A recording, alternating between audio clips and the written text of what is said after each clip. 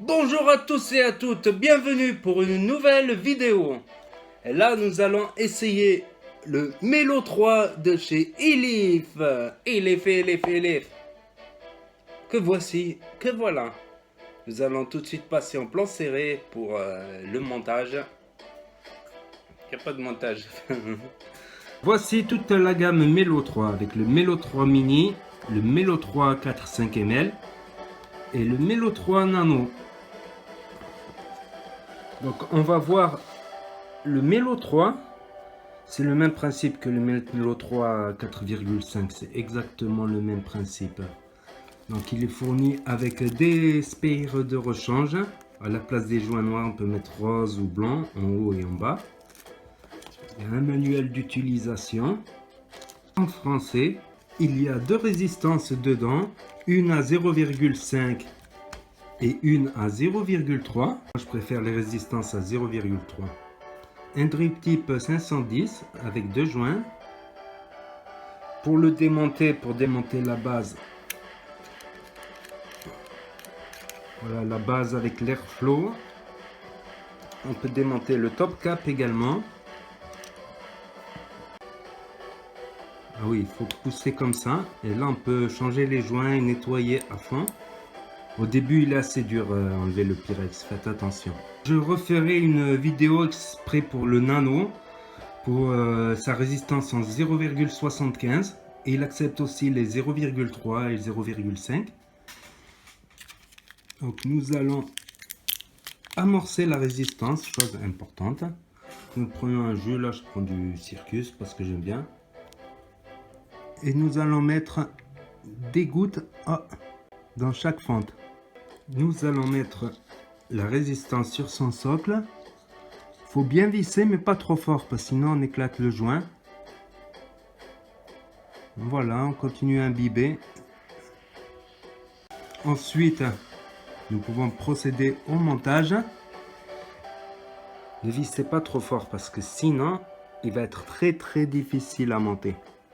Nous pouvons le remplir avec une bouteille Twist.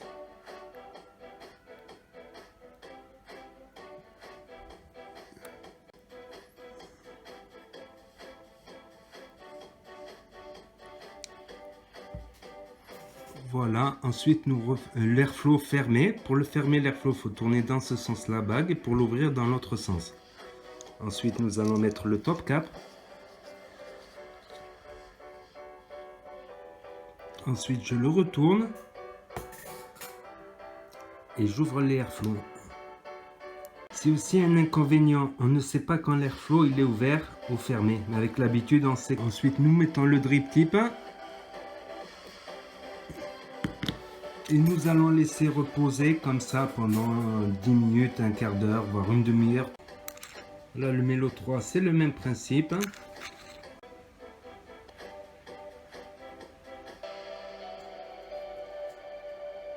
Et voici le Mélo mini monté, prêt à vaper à 40 watts.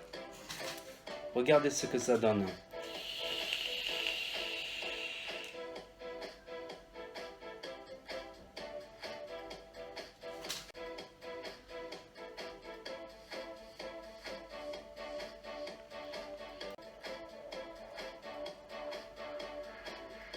Nous pouvons aussi vaper à 25 watts avec l'airflow presque fermé.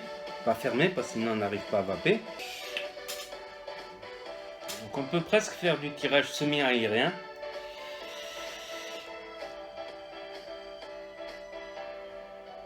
Mais tout de suite quand on referme l'airflow, ça chauffe un petit peu.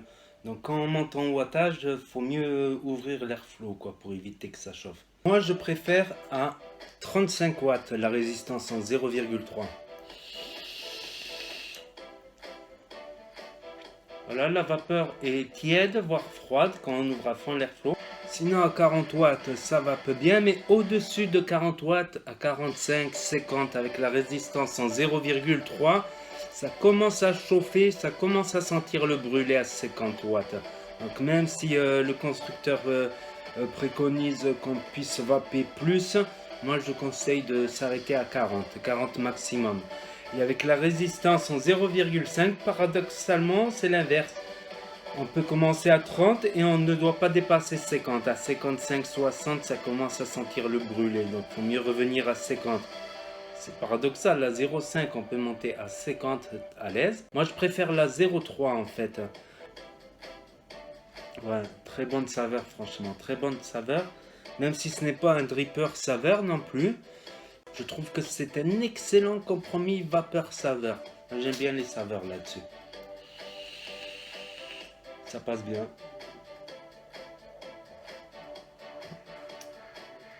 Donc je vais vous dire les plus et les moins maintenant. D'après moi, d'après mon avis personnel. Donc le plus c'est les saveurs, la vapeur. Un plus aussi c'est que c'est un aérien qui peut être accessible aux débutants qui veulent se mettre à l'aérien. Voilà, la vapeur n'est pas trop chaude. C'est une vapeur qui n'est pas agressive. Je conseille plutôt de commencer en vape serrée. Parce qu'en vape serrée, tout le monde pourra vaper en vape serrée. Ce qui n'est pas le cas au début, surtout au début. Au début, ce n'est pas le cas de tout le monde. Moi, je me rappelle le leach à mes débuts. Vous pouvez regarder la vidéo, ben, j'avais du mal. Franchement, j'avais du mal. Maintenant, ça passe mieux. Je pense que c'est mes poumons qui sont adaptés. Et aussi que ma gorge, elle est moins irritée par le tabac. Je sais pas si c'est ça. Maintenant, j'encaisse plus, quoi. Je peux monter même à 150 watts avec ça.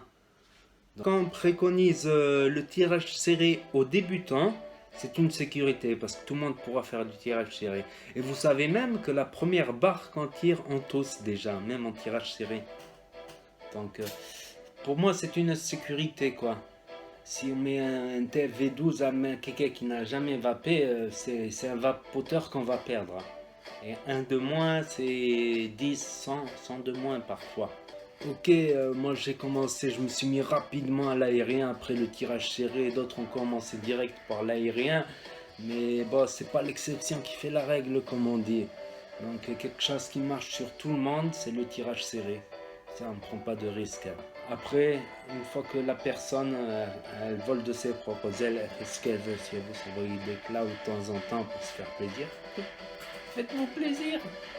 Et notre plus, c'est qu'il est, je le trouve vachement beau.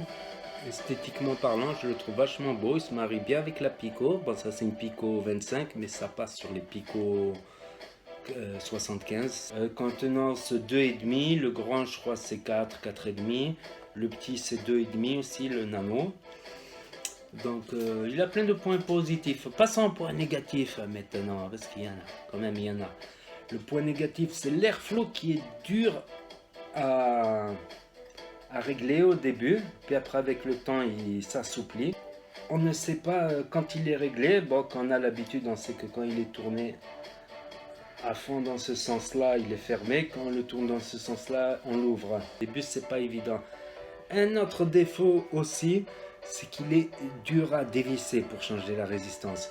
Il suffit qu'on le visse trop et qu'en plus on le visse trop sur la box, il devient trop dur à dévisser pour changer la résistance.